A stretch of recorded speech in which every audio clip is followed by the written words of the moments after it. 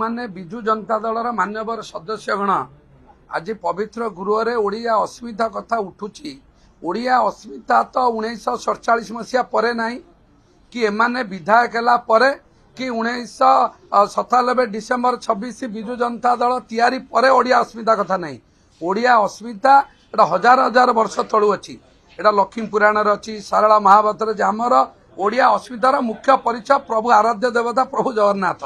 आज ओडिया अस्मिता 50-60 वर्ष भितर नहीं। द्वितीय कथा आज बिजु जनता दल जो बिजु बाबू को प्रसंग में आनी जे बिजु बाबू कर जयंती छुट्टी कथा उठी जे मु पचारि जे बिजु बाबू का प्रतिमूर्ति रे केते जन फूलमाला पकई बिजु बाबू कुशपुतलिका दाह करने लोक आज बिजु जनता दल विधायक मान अच्छा। तेणुक से प्रसंग आज जो बिजु जनता दल रखी गोटे हास्यास्पद कहीं दल गोटा ओडिया पवित्र साहित्य संस्कृति संपन्न माटी ए माटी रे आंचलिक दल है बिजु जनता दल। तार मुख्य दायित्व हो जड़े जड़े तमिल लोक ये है कौन ओडिया अस्मिता।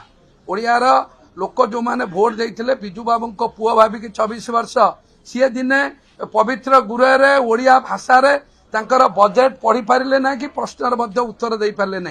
यहीटा कौन ओडिया अस्मिता। ओडिया अस्मिता आपण मैंने देखिथे आमर प्रिय मुख्यमंत्री पाखापाखि 2 घंटा 30 मिनिट रु ऊर्ध समय ओडिया भाषा रे प्रांजल भावे ए वर्षर 2025-26 आर्थिक बजेट उपस्थापन कले। यही गोटा ही ओडिया अस्मिता। तेणु आज जो दुईटी दल एकजुट होती किए महिला सुरक्षा किए ओडिया अस्मिता एटा हास्यास्पद।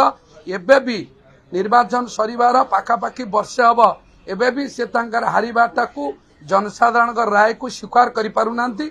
जहाँफल आज भाया पवित्र गृह रे एभली एक बाचालामी कर।